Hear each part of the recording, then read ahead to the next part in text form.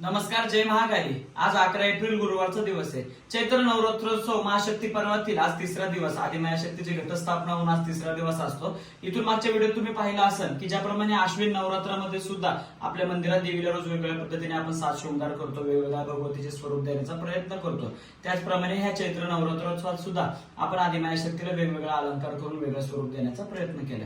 आज तिसरा दिवस असल्या कारणाने देवीला भुवनेश्वरी मातेचे आपण स्वरूप दिले। तर भुवनेश्वरी देवी ही दशमहाविद्यातील एक देवता आहे। चतुर्थ क्रमांकावरती दशमहाविद्या तिचा नंबर येतो। तर भुवनेश्वरीचे स्वरूप देण्याचा आपण आपल्या मंदिरातील काली मातेला प्रयत्न केला। तर देवी भुवनेश्वरी ही चतुर्भुज आहे, तुम्ही व्हिडिओच्या माध्यमातून पाहू शकता। देवीचे स्वरूप कमळावरती आदिमायाशक्ती पद्मासनात बसून देवी चतुर्भुज आहे। देवीच्या एका हातात अंकुश आहे, एका हातामध्ये पाश आहे, त्याचप्रमाणे अभय मुद्रा आणि वरमुद्रेचा आदिमायाशक्तीचे हे अलंकारिक स्वरूप तुम्ही पाहू शकता। देवी भुवनेश्वरी ही संपूर्ण विश्वातील ऐश्वर्याची अधिष्ठात्री देवता मानली जाते। आदिमाया पराशक्तीचं, भगवतीचं उत्तम स्वरूप, सर्वोच्च स्वरूप म्हणजे देवी भुवनेश्वरीची मान्यता आहे। तर भगवतीचे हे चतुर्भुज स्वरूप तुम्ही व्हिडिओच्या माध्यमातून पाहिलंच असेल। तर आता भगवतीची आरती होणार आहे, सर्वांनी व्हिडिओच्या माध्यमातून आरतीचा लाभ घ्यायचा आहे। आणि जर कोणाला शक्य असेल तर या चैत्र नवरात्रोत्सवात आपल्या काळेश्वरी मंदिर अन्नदान छत्राला भेट देणं, तर वारजे माळवाडी येथे नक्की आपल्या मंदिराला भेट द्या। व्हिडिओ आवडली, भगवतीचे स्वरूप आवडले तर आपल्या प्रियजनांना नक्की व्हिडिओ शेअर करा। तुम्हाला व तुमच्या कुटुंबियांना चैत्र नवरात्रोत्सवाच्या खूप खूप शुभेच्छा।